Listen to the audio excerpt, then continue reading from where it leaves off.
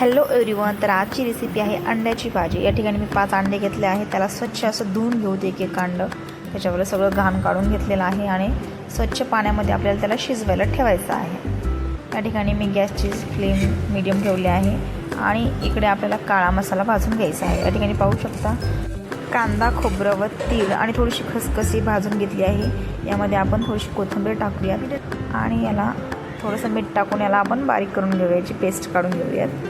इकडे पाहू शकता मस्त असे अंडे आपले शिजलेले आहेत। याला आपल्याला असं चोळून घ्यायचं आहे आणि सोलून घ्यायचे आहेत, म्हणजे हे फुटणार नाहीत, म्हणजे तुकडे तुकडे निघणार नाहीत। असे चोळल्यानंतर हे साबीत असे निघतात अंडी।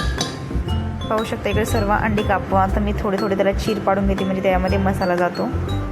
आता इकडे आपल्याला अंडे ही फ्राय करून घ्यायचे आहे। त्यासाठी कडकडीत असं गरम तेल होऊ द्यायचं आणि नंतरच आपल्याला यामध्ये अंडे टाकून घ्यायचे आहेत। मस्त असे आपले अंडे फ्राय झालेले आहेत। पाहू शकता एक साईडने, याला दोन्ही साईडने असं मस्त ब्राऊन होईपर्यंत फ्राय करून घ्यायचं आहे। या ठिकाणी पाहू शकता काढून घेतले आहेत मी। आता त्याच तेलामध्ये अद्रक लसूण पेस्ट टाकलेला आहे आणि यामध्ये आता आपल्याला एक टोमॅटो टाकून घ्यायचा आहे। या टोमॅटोला मस्त असं हे स्मूथ होऊ द्यायचं आहे। स्मूथ होईपर्यंत आपण याला भाजून घ्यायचं आहे। नंतर आपल्याला ते आपण जे काळं वाटण काढलेलं होतं ते यामध्ये घालून घ्यायचं आहे। सॉरी, मी यामध्ये सुके मसाले घातलेले, माझी जी क्लिक आहे ती डिलीट झालेली आहे। त्यानं आपल्याला सुके मसाले अगोदर घालायचे आहे, नंतर हे वाटण टाकून याला मस्त तेल सुटेपर्यंत असं फ्राय करायचं आहे। नंतर कपभर पाणी टाकून आपल्याला यावरती झाकण देऊन एक 5 मिनटं आपल्याला याला शिजून घ्यायचं आहे, म्हणजे असं मसाला तेल सोडतं बघा। या ठिकाणी पाहू शकता मस्त असं मसाल्यानं तेल सोडलेलं आहे। छानसर असा आपला मसाला शिजलेला आहे। यामध्ये आता आपण यामध्ये गरजेनुसार पाणी ॲड करू शकतो। मस्तपैकी असं मसाल्याला तेल सुटू द्यायचं आहे आपल्याला झाकून एक 5 मिनटानंतर। यामध्ये आता मी पाणी ॲड करते। तुम्हाला जेवढं लागतं तेवढं तुम्ही पाणी यामध्ये ॲड करू शकता। या ठिकाणी पाहू शकता मी यामध्ये पाणी टाकलेलं आहे आणि थोडंसं मी ना वरून चण्याचं पीठ टाकून घेते आणि याला चांगलं मिक्स करून घेते।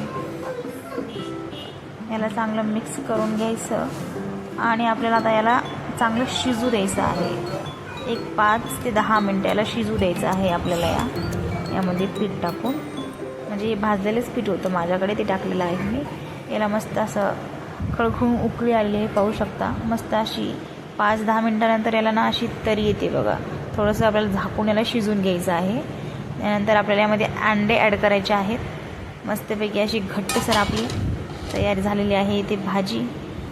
1 ते आता 2 मिनटं याला अंडे चांगलं खळखळून अशी उकळी येऊ द्यायची आहे आणि 2 मिनटं याला शिजून घ्यायचं आहे अंडे टाकल्यानंतर।